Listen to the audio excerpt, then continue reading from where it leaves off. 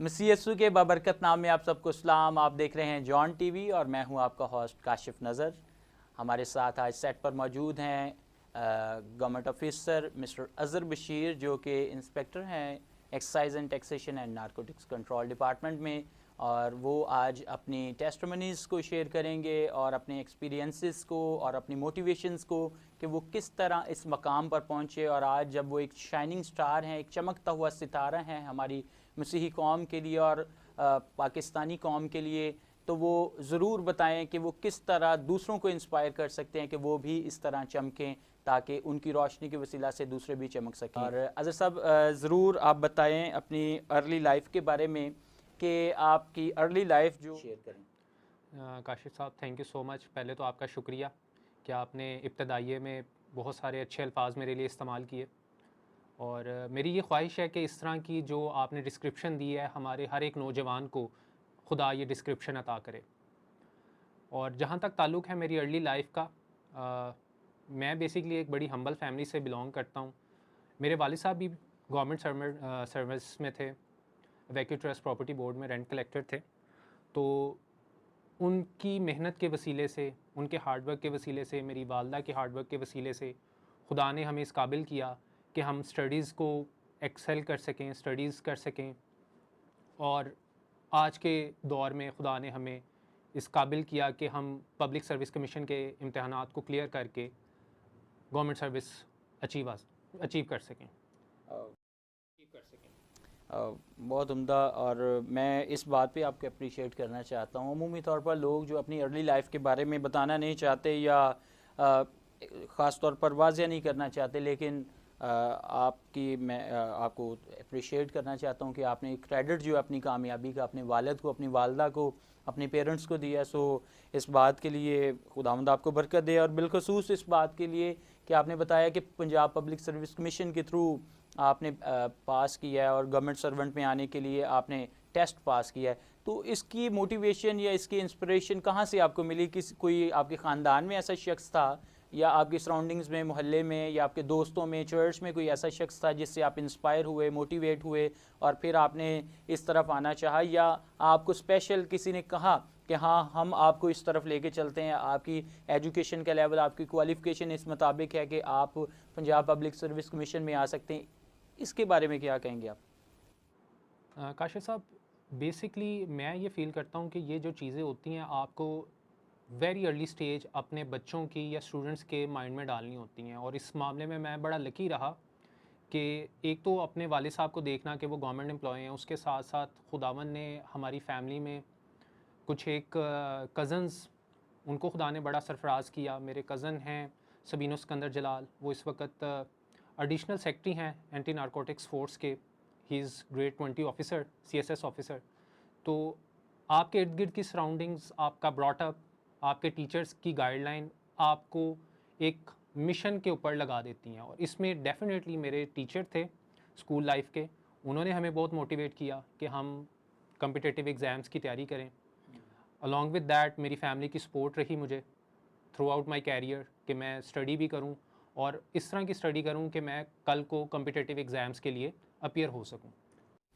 अच्छा, आपकी फैमिली में और भी कोई गवर्नमेंट सर्वेंट है इस वक्त? जी, खुदावंद के फजल से मैं हूँ एक्साइज एंड टैक्सेशन डिपार्टमेंट में। इसके अलावा मेरा छोटा भाई है, वो FIA में इंस्पेक्टर है, बदर बशीर।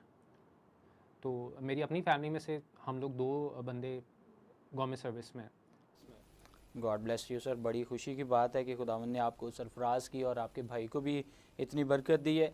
अच्छा अज़हर साहब, ये बताएं कि हमारी सोसाइटी में स्पेशली क्रिश्चियंस में ये ख्याल किया जाता है कि जो हमारे भाई या बहन पढ़ते हैं, ग्रेजुएशन लेवल या मास्टर्स डिग्री तक पहुँचते हैं, वो हमारे यहाँ ज़्यादातर आजकल रवाज आम है कि हम मिनिस्ट्री का काम करते हैं और मिनिस्ट्री के काम के थ्रू हम बाहर जाना पसंद करते हैं। तो आपको किस तरह, आपको नहीं लगा कि आसान वो है कि हम मिनिस्ट्री वर्क करें और मिनिस्ट्री NGO वगैरह रजिस्टर्ड करवा के उसके लिए काम करें? आपने ये मतलब चूज़ किया कि गवर्नमेंट सेक्टर में आएँ, तो ये ऑकवर्ड लगा या मतलब कैसा लगा आपको? नहीं सर, इसमें awkward I don't think awkward लगने वाली कोई बात है। देखें, मेरा ये मानना है कि आप मिनिस्ट्री का काम हर जगह कर रहे होते हैं, बीइंग टीचर भी आप मिनिस्ट्री का काम कर रहे हैं, बीइंग गवर्नमेंट सर्वेंट भी आप मिनिस्ट्री का काम कर रहे हैं, being nurse, being rescue worker, आप कोई भी काम करें मसीही जज्बे से करें तो वो मिनिस्ट्री का काम ही होता है।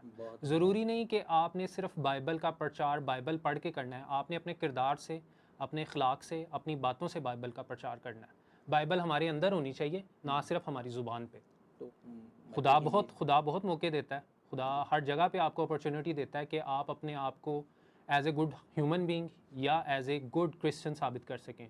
आप किसी को अच्छे तरीके से डील करते हैं, उसको अच्छे तरीके से गाइड करते हैं, उसके मसले को हल करते हैं, वो डेफिनेटली बंदा घूम के पूछता है कि यार इस बंदे ने मेरा काम किया, इसका क्या बैकग्राउंड है। अगर नहीं पूछता तो at the back of his mind आप उसकी मेमोरी में सेव हो जाते हो और नेक्स्ट टाइम आपके पास आता है। और सम हाउ जब आप उसको आप बताते हो कि आप एक मसीही हो, तो मेरे साथ तो पर्सनली ये बहुत दफ़ा हुआ है, लोग बड़ी हैरानी से और बड़ी ही खुशगवार हैरानी का मुजाहरा करते हैं कि यार अच्छा, मुझे तो यकीन नहीं आ रहा कि आप क्रिश्चियन हैं, आपका इतना अच्छा अखलाक है, आपने इतने अच्छे तरीके से डील किया है। तो आई थिंक कि ये इटसेल्फ एक टेस्टिमनी होती है कि आप मसीहत को अपने अखलाक से, अपने किरदार से साबित करने की कोशिश करें।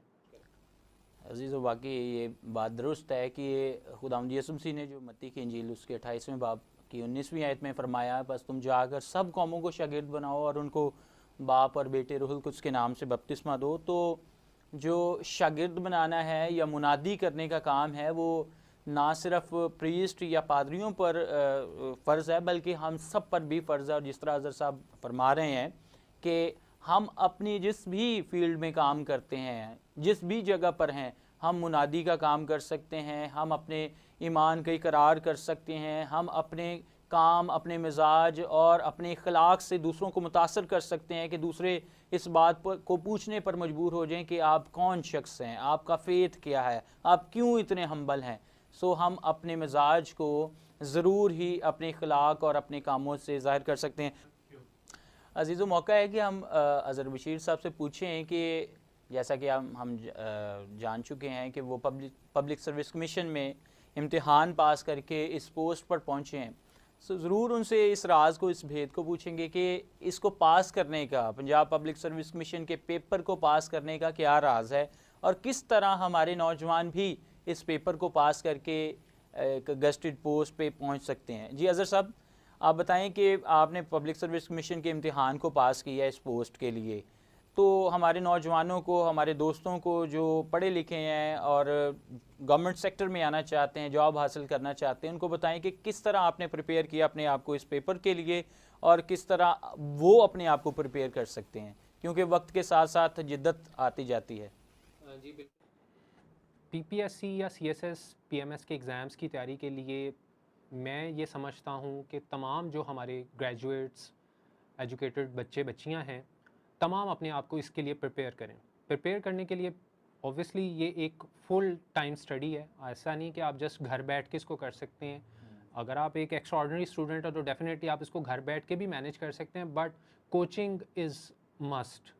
अगर आपने प्रॉपर तरीके से एक हाई पोस्ट हासिल करनी है, टॉकिंग अबाउट सीएसएस, तो आप, आई वुड सजेस्ट कि आप प्रॉपर कोचिंग क्लासेस लें। हमारे बहुत सारे मसीही तालीमी इदारे हैं, मसीही इंस्टीट्यूशंस हैं जो कि बच्चों को सीएसएस की तैयारी की तरफ एफ़र्ट्स कर रहे हैं। हमारी अपनी गवर्नमेंट क्रिश्चियन एम्प्लॉयज़ एसोसिएशन है जो कि सीएसएस की तैयारी करवाती है बच्चों को, उनको इवन वजीफ़े भी देती है ताकि बच्चे अपनी स्टडी को कंटिन्यू कर सकें, सीएसएस की तैयारी को। प्रॉपर टाइम आपको चाहिए इसके लिए। आप अच्छी कोई कोचिंग क्लासेस अटेंड करें, अपने टाइम को डेडिकेट करें, अपनी जनरल नॉलेज को बेसिकली आप इन्हेंस करें, अपनी राइटिंग पावर को इंक्रीज़ करें। आप कोई भी एग्ज़ाम, चाहे वो जनरल नॉलेज का है, चाहे इंग्लिश का है, उर्दू का है, क्योंकि जैसे कि आप जानते हैं सीएसएस में, पीएमएस में डिफरेंट सब्जेक्ट्स होते हैं। तो व्हाट आई हैव लर्नड कि आप अपनी मेमोरी को थ्रू राइटिंग इन्हेंस करें, आप अपनी राइटिंग पावर इंक्रीज़ करें, अपनी वोकैबुलरी इंक्रीज़ करें, ताकि जब आप पेपर लिखने बैठें तो आपके पास ज़ख़ीरा हो अल्फाज का भी, ख़यालात का भी, जिनको आप अच्छे अंदाज से पेपर के ऊपर चेकर के सामने प्रेजेंट कर सकें। अच्छा अज़हर चेकर के सामने प्रेजेंट कर सकें। अच्छा अज़हर साहब, बहुत खूबसूरत आपने इसकी वजाहत की कि किस तरह हमें अपने आप को प्रिपेयर करना है इन कंपटीशन के एग्ज़ाम्स के लिए। सो ये बताएं कि हमारे यहाँ ये एक क़यासराई पाई जाती है कि हमें क्रिश्चियन होते हुए, मसीही होते हुए या गैर मुस्लिम होते हुए बहुत से दोहरे रवैयों का सामना करना पड़ता है, या बाज़ का तो मसीही होते हुए हमें पास नहीं किया जाता है। मैं खुल के बात कर लेता हूँ। तो क्या इसमें कोई सदाकत है? आपको कभी इस तरह लगा कि आपके साथ पब्लिक सर्विस कमीशन के पेपर में इस तरह हुआ हो, या आपके डिपार्टमेंट में ऐसा हुआ हो? सो अगर हुआ है तो प्लीज़ वो शेयर करें हमारे। देखें, इस चीज़ का जवाब आपको बाइबल की एक वर्स के मफ़हूम से दूंगा कि खुदावंद यीशु मसीह ने फरमाया कि तुम मेरे नाम से सताए जाओगे तो मुबारक ठहरोगे। ठीक है, तो आई थिंक जब कोई अगर कोई हमारे मुआशरे में लोगों के रवैयों का, बीइंग क्रिश्चियन या माइनॉरिटी, हमें बहुत अच्छे से आइडिया है, लेकिन अगर कोई इस तरह का बिहेव करता है तो I feel that as a pride, क्योंकि उस वक़्त खुदावंद यीशु मसीह के कहे हुए अल्फाज हमारी ज़ात पर, हमारी ज़िंदगी पर इम्प्लीमेंट होते हैं, और शायद उस वक़्त हम मुबारक ठहरते हैं क्योंकि हम उसके नाम से सताए जाते हैं। फर्स्ट ऑफ ऑल तो ये चीज़, और डिफरेंट लोगों का बिहेवियर डिफरेंट होता है। हमारे अपनी सोसाइटी के, अपने कम्युनिटी के लोगों के बिहेवियर्स भी, जेलसी, इस तरह की चीज़ें शैतान दिलों में डाल देता है। लेकिन इन चीज़ों को लड़ने का, इन चीज़ों से लड़ने का या इनको शिकस्त देने का तरीका खुदावंद यीशु मसीह ने ही हमें सिखाया है। प्यार से, मोहब्बत से, हलीमी से आप इन चीज़ों को शिकस्त दे सकते हैं।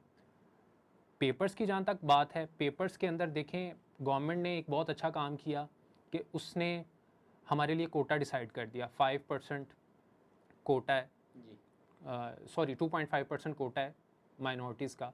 तो आप उस कोटे के ऊपर बड़े अच्छे से तैयारी करके, compete करके आगे आ सकते हैं। लेकिन इस चीज़ को भी मद्देनज़र रखना बहुत ज़रूरी है हमारे नौजवानों के लिए कि उस माइनॉरिटी कोटा में सिर्फ क्रिश्चियंस नहीं होते हैं, उसमें हिंदू भी हैं, सिख भी हैं, और बाकी भी जितनी माइनॉरिटीज़ हैं पाकिस्तान की। और देखने में ये आया है कि हमारे बच्चे अनफॉर्चुनेटली वो सीट्स सिक्योर नहीं कर पाते हैं। इंस्टेड आजकल जो दूसरी माइनॉरिटीज़ के बच्चे हैं वो काफ़ी ज़्यादा स्कोर्स करके सीट्स ले रहे हैं। तो आई वुड इनकरेज कि हमारे बच्चे भी ज़्यादा हार्ड वर्क करें ताकि वो इस कोटे की सीटों को प्रॉपर्ली अवेल कर सकें। काफ़ी अरसे से CSS की सारी सीट्स जो माइनॉरिटी कोटे की हैं वो खाली जा रही हैं अनफॉर्चुनेटली। पिछले काफ़ी अरसे से रेयरली कोई क्रिश्चियन लोग जो अप्लाई नहीं करते या फेयर ही नहीं होते इस जी, वजह से। तो उसके लिए हर्डल्स हैं, लेकिन हार्ड वर्क जो है उन सारी हर्डल्स को शिकस्त दे सकता है। बिल्कुल आपने बुझा फरमाया। लेकिन आपने इस बात का नहीं जवाब दिया कि पंजाब पब्लिक सर्विस कमीशन में, या आप कह लें फेडरल पब्लिक सर्विस कमीशन में, क्या इस बात को मद्देनज़र रखा जाता है कि ये शख्स जो है वो मसीही है या किसी दूसरे मज़हब से ताल्लुक़ रखता है तो इसको डिस्क्रिमिनेट किया जाए? नहीं, मैं आई एम सॉरी, मैं इस तरह की चीज़ को इस लेवल पे मैंने नहीं कभी भी एक्सपीरियंस किया, और ना ही मेरा ख्याल है बाकी दोस्तों ने जो इस प्रोसेस से गुजरे उन्होंने इस चीज़ को देखा होगा। क्योंकि देखें, जो सीट्स रिज़र्व ही आपके लिए हैं तो उसमें डिस्क्रिमिनेशन वाला अंसर वैसे ही ख़त्म हो जाता है टेक्निकल पॉइंट ऑफ व्यू से। अगर किसी की पर्सनल कोई अंडरस्टैंडिंग या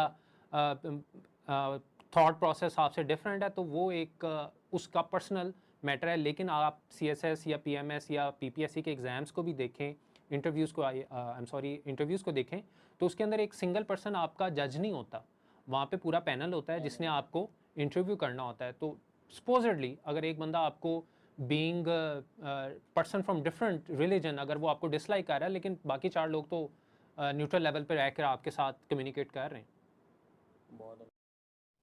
गॉड ब्लेस यू। बहुत ही खूबसूरत अल्फाज में अपने पैगाम को आपने हमारे नाजरीन तक पहुंचाया, और हमारी दुआ है कि खुदा आपको और ज़्यादा बरकत दे और आप और ज़्यादा सरफराज हों, और ख़ास तौर पर ये कि खुदा आपको आपके डिपार्टमेंट में और ज़्यादा बरकत दे। सो बहुत बहुत शुक्रिया, आज आप इस प्रोग्राम का हिस्सा बने और आपने हमारी क्रिश्चियन लोगों को, हमारे नाजरीन को जो इस प्रोग्राम को देखेंगे, ज़रूर आपके वसीला से आगे बढ़ेंगे और आपके इस मोटिवेशनल मैसेज को लेकर उनकी ज़िंदगियों में भी ज़रूर रोशनी आएगी और वो रोशनी उनसे आगे पहुंचेगी। जी, तो नाज़रीन, आपने सुना अज़हर बशीर साहब की ज़ुबानी कि वो किस तरह मेहनत करके इस मकाम पर पहुंचे हैं, और उनका पैगाम भी आपने सुना है कि वो नौजवानों से कह रहे हैं कि आप भी तालीमी मैदान में आगे आएँ और कंपटीशन के एग्ज़ाम्स में, जिस तरह पंजाब पब्लिक सर्विस कमीशन है, फेडरल पब्लिक सर्विस कमीशन है, नेशनल टेस्टिंग सिस्टम है, आप ज़रूर इनमें अपेयर हों और फिर देखें कि जब आप अपेयर होंगे, मेहनत करके आगे आएंगे तो ज़रूर कामयाबी आपके कदमों को भी चूमेंगी और आप भी गस्टेड पोस्टों पर बैठेंगे और लोग जानेंगे कि हमारे लोग, हमारे क्रिश्चियन लोग जो हैं वो काबिल हैं। सो आप जॉन टीवी को देखते रहें, मिलेंगे अगले प्रोग्राम में इसी जगह पर। Keep watching John TV. God bless you.